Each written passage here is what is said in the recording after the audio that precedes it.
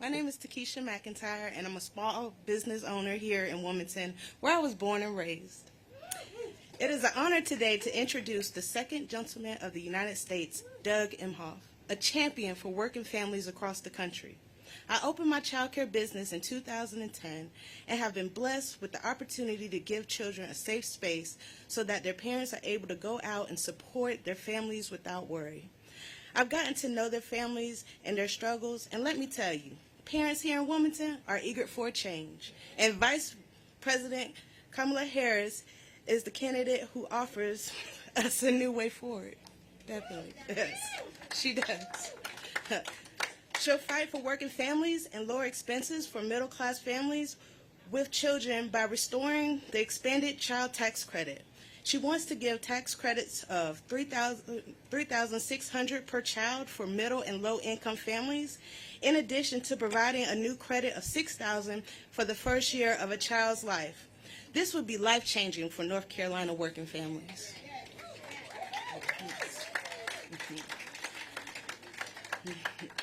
And Vice President Harris would not raise taxes for working families. On the other hand, Donald Trump Project 2025 agenda would make things harder for families struggling to get by.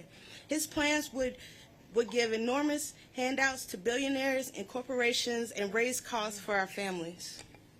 Here in North Carolina, his hand-picked candidate for governor, Mark Robertson, is in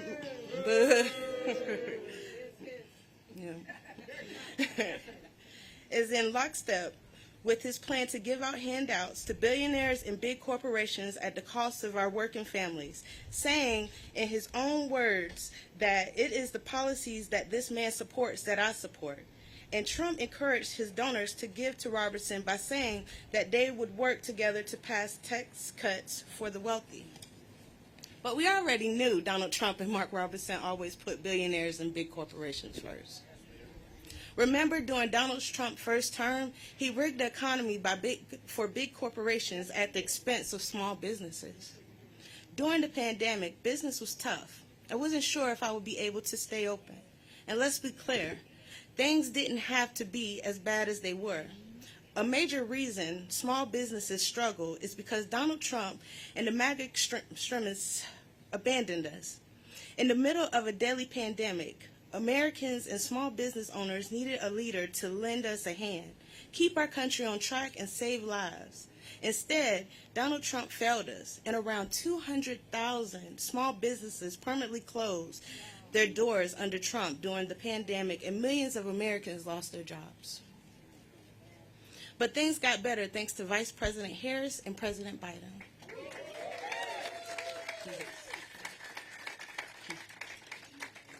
I was able to keep my business because of grants I received from the Biden-Harris administration, and they made sure that small entrepreneurs and the resources they needed to succeed in the economy. Now Vice President Harris has a plan to give entrepreneurs $50,000 in tax relief so folks like me can realize their dream in opening a business. This sort of relief would be instrumental to small business owners like me that are trying to start a business. Vice President Harris is going to cut taxes for entrepreneurs and eliminate unnecessary red tape so we can help spur 25 million new business applications in her first term.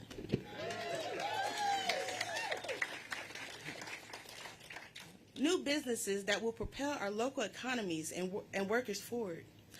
I spent a lot of time filling out paperwork and trying to navigate, but I can be spending that time enhancing the experiences of children in my care. And Vice President Harris' policies will allow me to spend more time doing that. Vice President Harris and Governor Tim Walz are the right choice for North Carolina because of their fighting for North Carolinians to have the chance to just get ahead and get by. And now it's on us to fight for them, to continue to speak out, to organize our communities, and to show up for our families by casting our votes for Harris and Walz at the ballot box in November. And now, it is my honor to introduce the second gentleman of the United States, Doug Emhoff.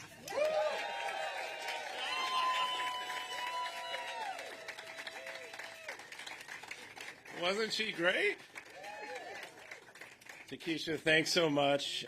You do such important work for children's and families, and it was good to meet your mom, who I think said she was retiring after 25 years as a child care provider. Thank you, Mom. Thank you, Mr. Mayor. Great speech. Thanks for having us. Thanks for all you do for all these years. And here we are at Casablanca. Casablanca. White House.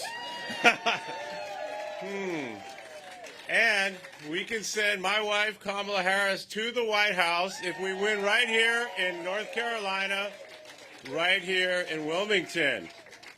And thanks for the coffee, Marissa. Thanks for the tour. You've done such a great job here. I've been to lots of these coffee shops and roasteries around the country, and this one is fantastic. So thank you so much. And so I've been traveling a lot, all over the country. I was just in Texas for 2 days. I had 1,200 people show up to see me in San Antonio. We're raising lots of money. I was in Florida a week or so ago.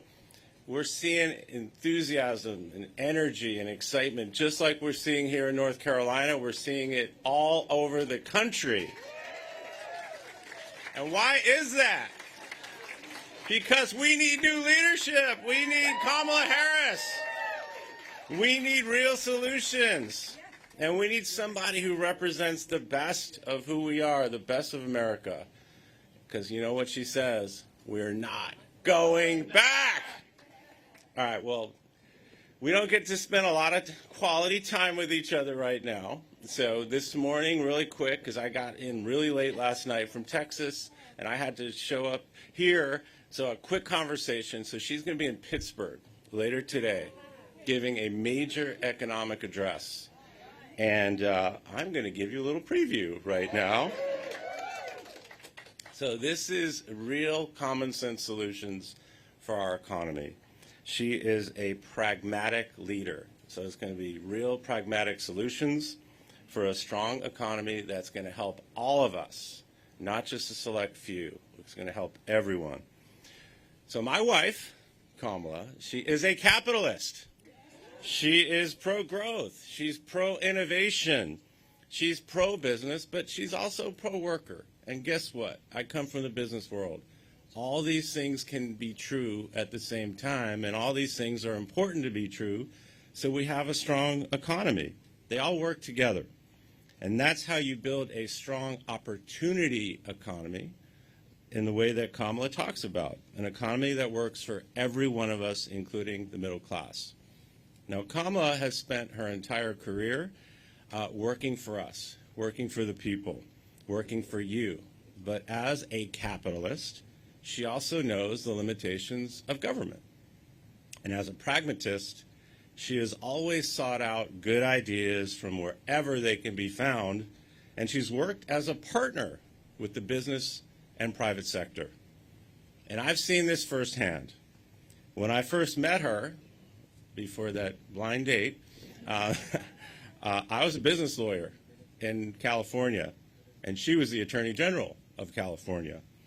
I owned my own law firm for several years, and I know how challenging it can be to be a small business owner. Those sleepless nights, worrying about my clients, your customers, the employees, fellow lawyers, people that work there. It's tough. I didn't sleep a lot, but I knew I had to deliver for my clients, and other growing businesses that were my clients needed my help. So when I met her, I didn't have to explain who I was or what I did, given who I was as a lawyer, small business owner, practicing lawyer. She knew the intricacies and the value of what I was doing and what those clients were. Because as California Attorney General and then as Senator, she represented all the economic interests of that state: tech industry, entertainment, financial institutions, small businesses, agriculture, and more. She was constantly churning on how to better help all of these constituencies, churning on these big questions that needed solving. I live with her, so I know this. You see this. She just thinks differently and draws connections and connects the dots in a way that is just really, really remarkable. So at a macro level, she's tackling big issues like how to increase manufacturing right here in the United States. But at the human level, she's worrying about us. She's worrying about workers. She's making sure that they're going to be treated fairly, respectfully, and consistently. She's pushing on what barriers are preventing more people from enjoying more economic success. Like what's standing in the way, and how do we remove those barriers so people can succeed and businesses can succeed?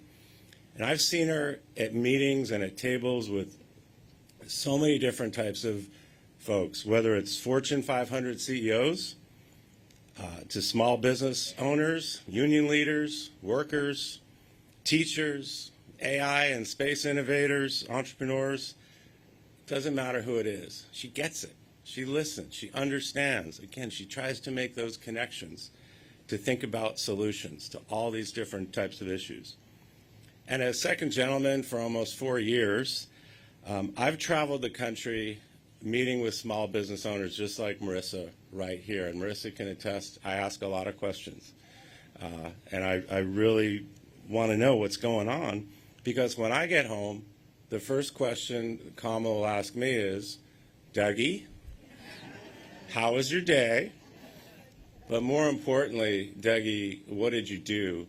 And who did you talk to? And what did they say?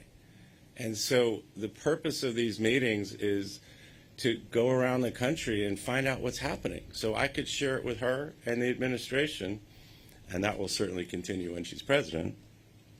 And then we always ended up talking about people like Marissa and the people that I met and what issues are they facing.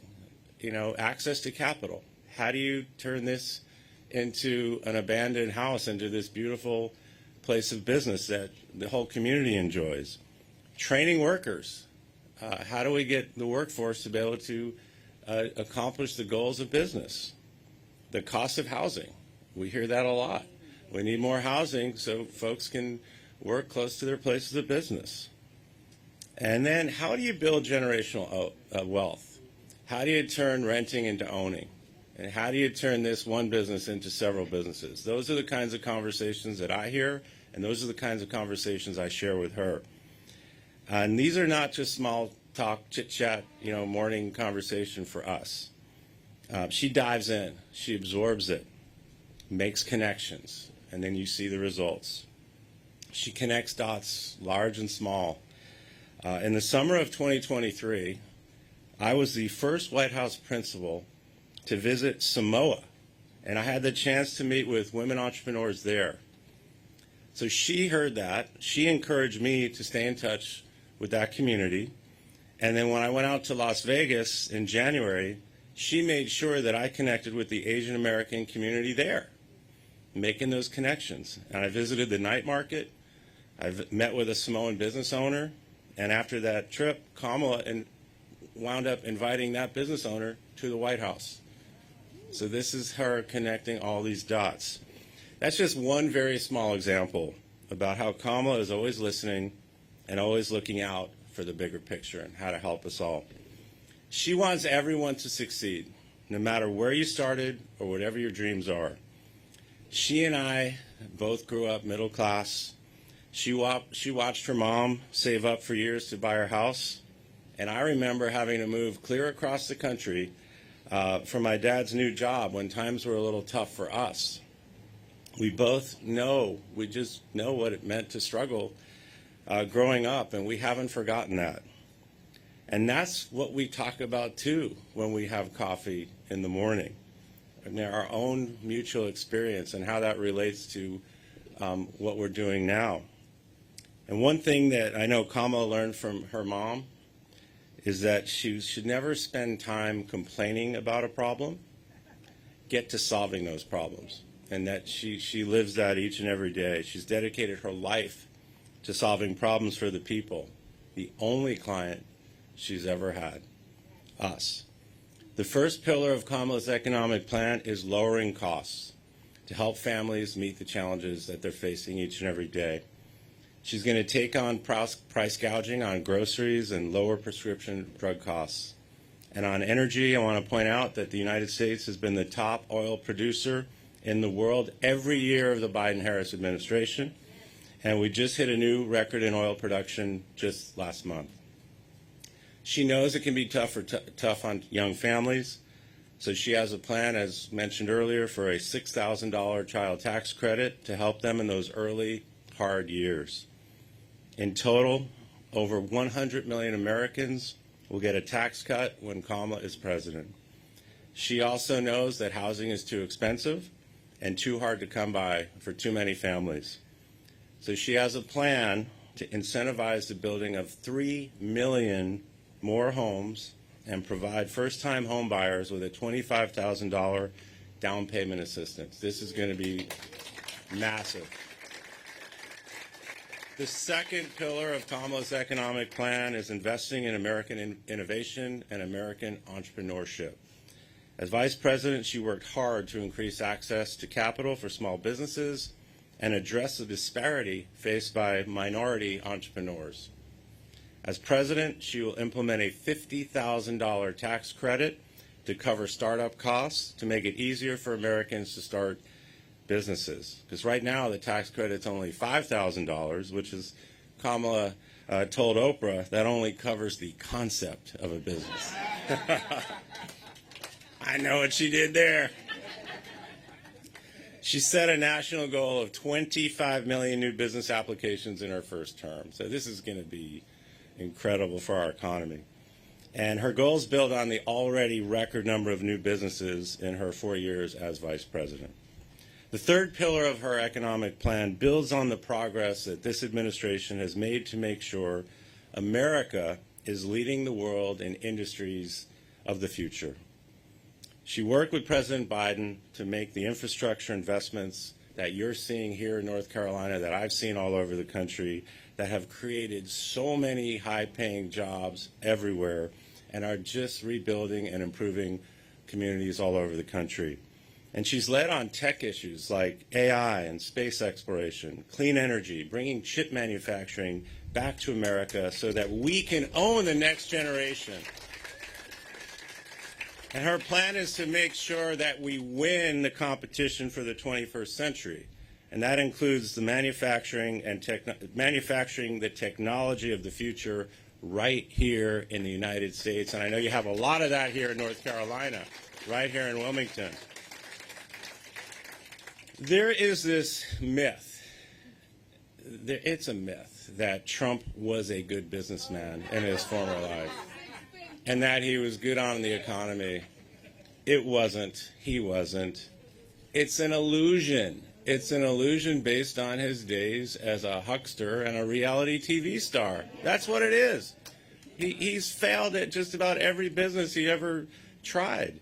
And just look what happened to the economy when he was president. He was the first president since Herbert Hoover, that goes back to the Depression era, to leave office with fewer jobs than when he started. And his tax cuts to billionaires cost us. Trump added, get this, $8.4 trillion, that's a T, trillion dollars to the national debt. And according to nonpartisan experts, Trump would add another almost $6 trillion if he got another term. He didn't do it. He didn't know what he was doing then, and he's a worse version now, so he certainly doesn't know what he's doing now. So he tried to talk about the economy yesterday in Georgia. But he mostly spent his time, once again, scapegoating immigrants. This is who he is. And his big plan on the economy is a massive sales tax on everyday products, tariffs. He wants to raise your cost of living. That's what he wants to do.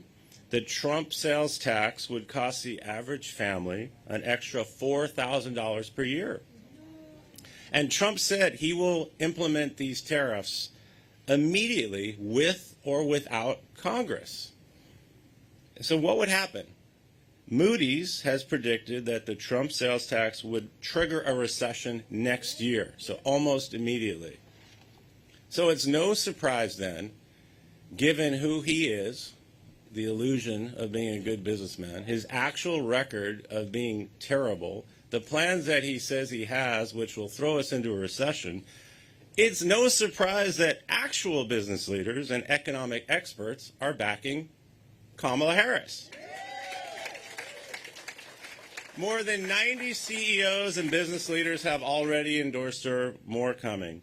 Goldman Sachs says that the GDP growth and job growth will go up under a Harris presidency and be hurt by a Trump presidency. And just yesterday, a bipartisan group of over 400 economists endorsed Kamala.